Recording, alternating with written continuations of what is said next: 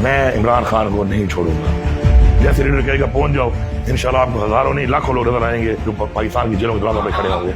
मैं डोनेशन मांग रहा हूँ, थत्ते नहीं मांग रहा इनकी तरह। आज जो वो नारे थे, आज उन नारों का असल वक्त आ गया है। वो नजर आ रहा है कि अब नहीं तो कब, हम नहीं तो कौन।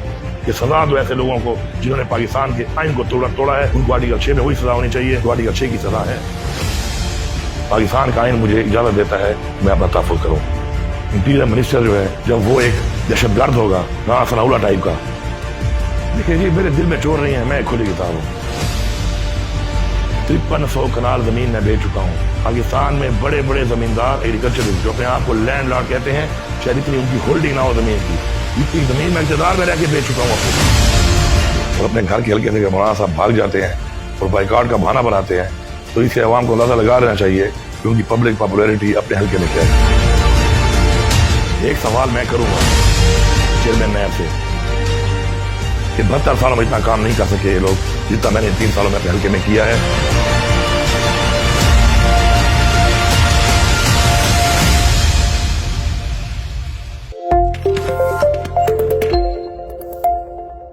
आप जिस तरह से हालात बता रहे हैं, क्या मुमकिन भी है कि आप कैंपेन भी कर सकें?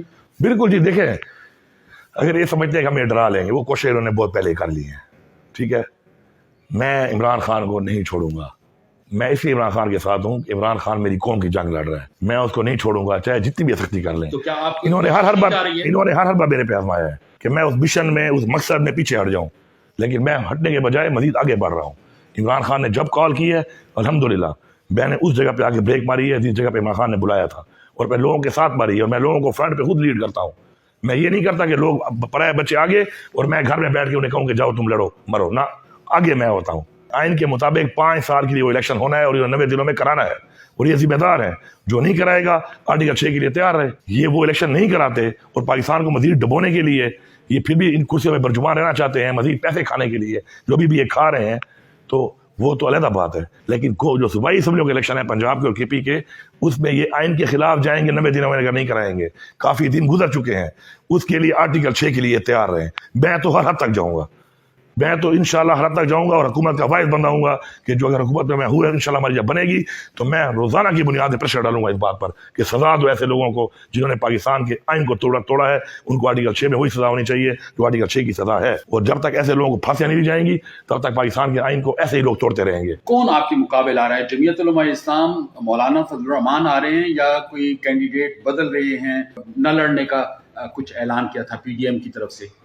पहले एक प्लान था पार्टी का कि तमाम ज़मीनी इलेक्शन जो हो रहे हैं वो इमरान खान साहब खुद लड़ेंगे इलेक्शन, लेकिन अब पार्टी ने फैसला किया है कि जो भी उम्मीदवार थे पहले और जो पहले जिनकी सीटें खाली हुई हैं MNAs की, उन्होंने खुद इलेक्शन लड़ा है, तो इंशाल्लाह मैं लड़ूंगा इलेक्शन। और ना तो PDM ने यह ज़ाहिरी बात है हमारे मुकाबले में, लेकिन ये अजीब बात है कि एक हुकूमत है जो कि इस्तीफे मंजूर भी करती है, और हुकूमतें तो इलेक्शन लड़ने के लिए हुकूमत सबसे आगे होती है, लेकिन वही हुकूमत फिर बाइकआउट करती है।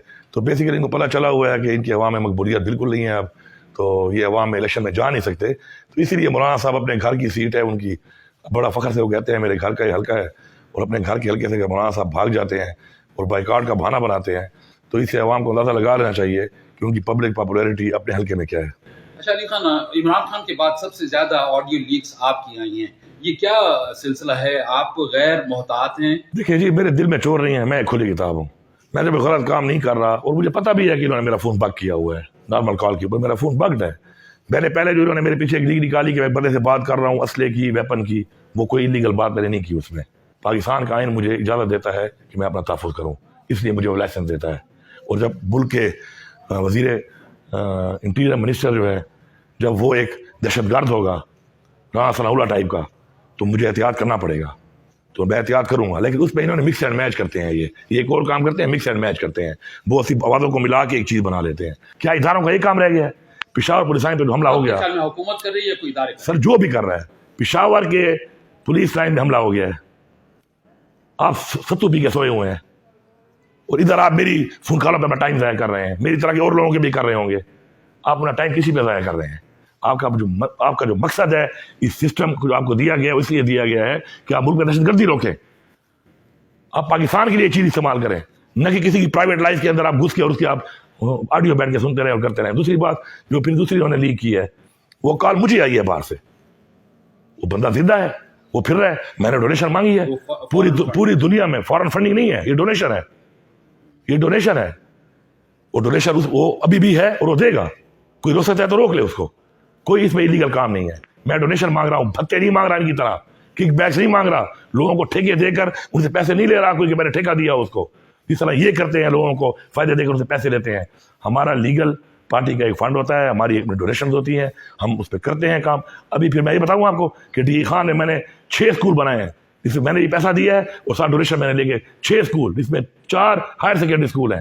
نیب کی طرف سے آپ کو نوٹسز آگے ہوئے ہیں, اس کی کیا سٹیٹس ہے, کیا سچویشن؟ بالکل میں سمجھتا ہوں کہ احتساب کے لیے میں تیار بھی ہوں, اور احتساب ہونا چاہیے, ہر ایک کا ہونا چاہیے. اور میں فخر سے اس چیز کو اون کر رہا ہوں.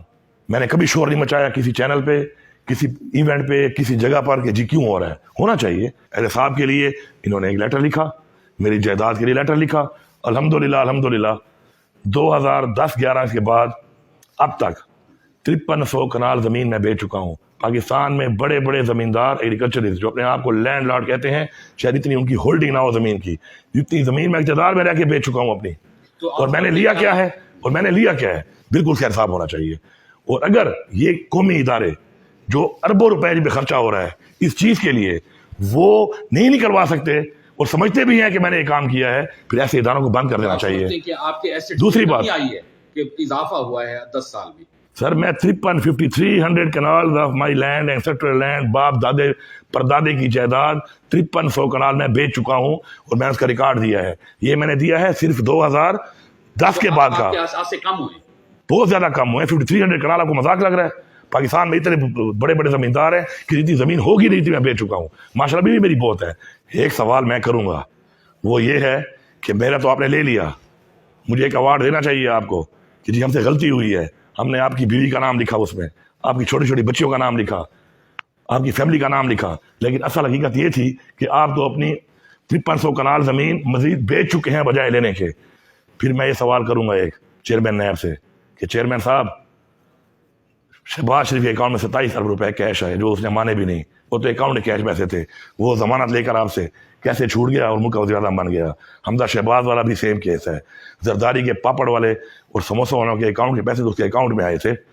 وہ پیسوں کا حساب آپ نے ایسا مانگا کہ اتنا اوپن اینڈ شرٹ کیس میں آپ سے وہ ضمانت بھی لے گئے اور ملک کے وزیر اعظم بھی بن گئے, ایک وزیر اعلیٰ بھی بن گیا. تو یہ اگر احتساب کا لیول آپ کا یہ ہے, تو ایسے احتساب کے لیول کے لیے پاکستان قوم آپ کو پیسہ نہیں دے رہی.